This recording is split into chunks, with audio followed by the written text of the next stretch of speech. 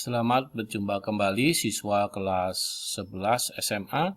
Kita hari ini membahas imunologi pada pertemuan yang kedua. Topik khusus kita hari ini adalah membahas sistem pertahanan non-alami atau juga yang disebut dengan pertahanan spesifik.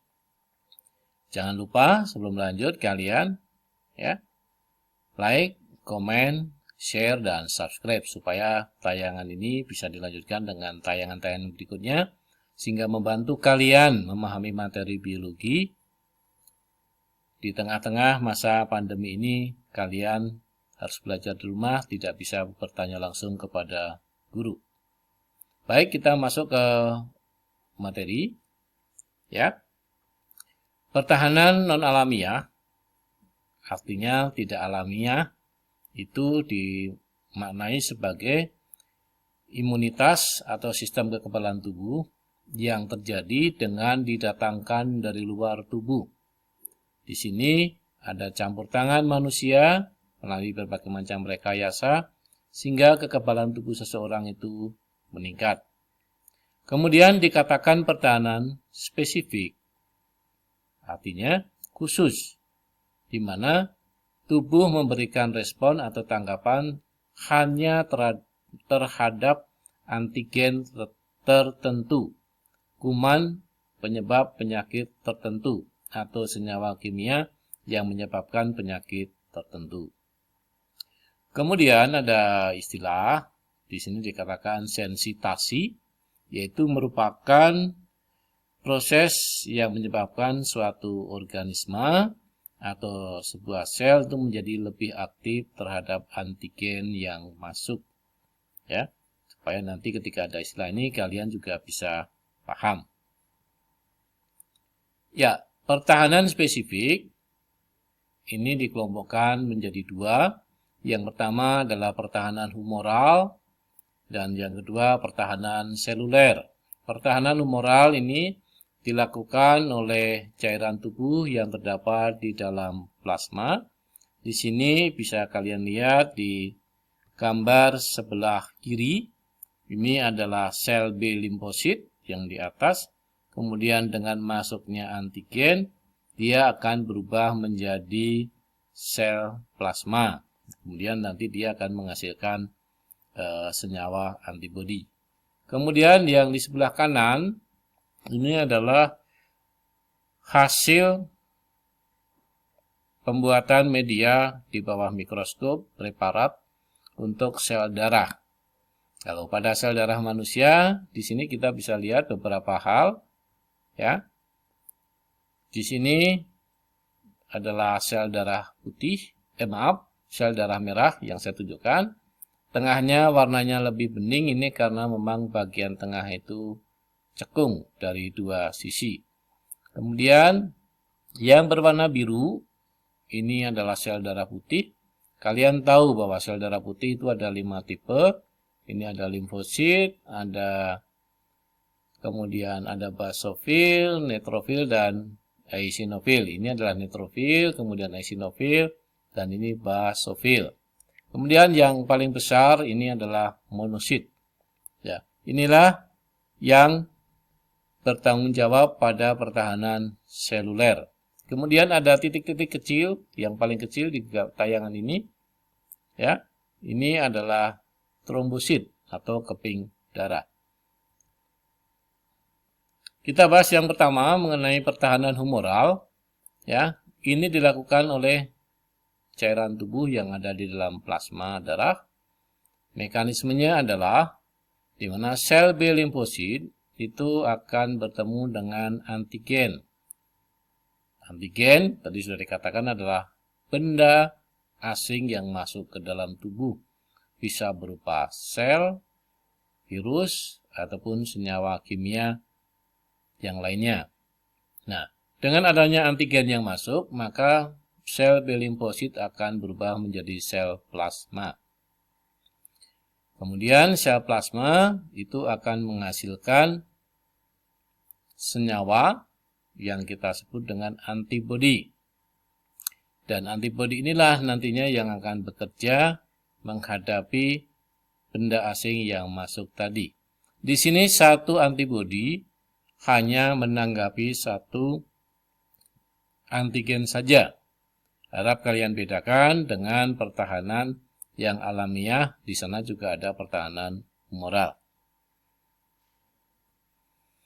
Pertahanan seluler ini dilakukan oleh sel darah, khususnya sel darah putih. Dan sel darah putih juga di situ ada yang lebih spesifik lagi yang kita sebut dengan limfosit. Tadi di depan sudah kita singgung, ada 5 macam sel darah putih. Kemudian limfosit pun masih kita bedakan menjadi 2. Limfosit tipe B atau bone marrow, dan kemudian limfosit T, limfosit thymus. Ya. Nah, ini gambaran sel B limfosit. Ini grafis, bentuknya kurang lebih seperti itu. Nah, cara kerjanya bisa kalian lihat di teks sebelah kanan. Tadi juga sudah kita singgung bahwa B limfosit akan berubah menjadi sel plasma bila ada antigen yang masuk. Kemudian sel plasma akan menghasilkan antibodi untuk melawan antigen yang masuk tersebut. Ya. Nah, beberapa hal kalian perlu perhatikan bahwa dalam sistem pertahanan tubuh ada beberapa istilah. Misalnya di sini dikatakan memori imunologis. Ini merupakan rekaman atau catatan tentang antigen yang sudah masuk ke dalam tubuh kita. Tentang suatu penyakit yang pernah menyerang kita, itu dalam tubuh kita sudah ada catatannya. Sehingga nanti ketika kuman tersebut masuk lagi, sudah disediakan antibodi. Kemudian yang kedua, istilah respons sekunder. Nah, ini adalah tanggapan terhadap infeksi yang kedua kalinya untuk suatu penyakit atau suatu antigen. Tentunya respon ini berdasarkan memori imunologis yang ada. Kita teruskan. Yang kedua adalah sel T limfosit. Dari beberapa bacaan, maka ada yang mengelompokkan limfosit itu, T limfosit khususnya, menjadi beberapa. Di sini ada killer, kemudian T helper, suppressor, dan T memory. Nah, gambar yang di sebelah kanan itu adalah bentuk grafis dari sel T limfosit. Nah, bagaimana sel T limfosit ini bekerja? Ada beberapa cara di sini. Yang pertama, dengan menghancurkan sel atau virus, memanfaatkan enzim pencernaan yang dihasilkan sel tersebut, sel darah putih maksudnya limfosit. Nah, enzim tersebut bersifat sitotoksik, artinya dia meracuni sel atau antigen yang masuk. Ya, ini. Kemudian sel T helper itu akan mengaktifkan sel sitotoksik, kemudian mengendapkan antibodi, dan juga mengaktifkan makrofag. Makrofag itu adalah salah satu sel darah putih yang berukuran besar, dan dia nanti akan menjadi predator bagi terhadap antigen. Kemudian ada T limfosit yang langsung menyerang kuman tersebut atau antigen. Ini dilakukan oleh sel T killer. Dan yang keempat itu adalah dengan cara mengurangi menekan respon imun. Ya. Mengurangi aktivitas produksi antibodi.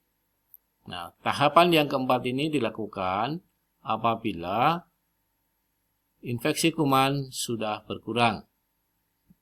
Pasien mendekati kesembuhan dengan penyakit tersebut. Semakin dia mendekati kesembuhan, maka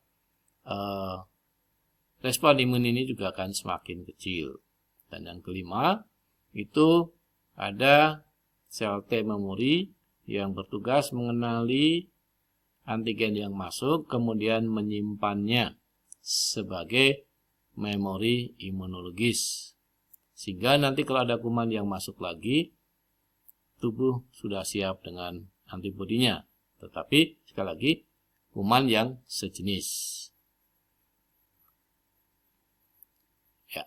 Berikutnya kita bicara mengenai kekebalan aktif dan kekebalan pasif.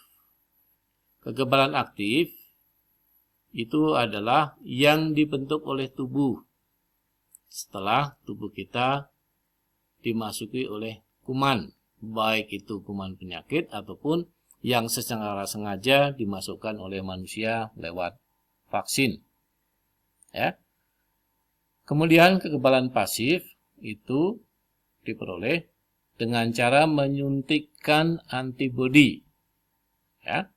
Nah, antibodi dari luar itu bisa berbentuk kolostrum yang dihasilkan oleh ASI perdana ataupun dalam bentuk serum. Ya, bukan. Jadi bentuknya adalah serum.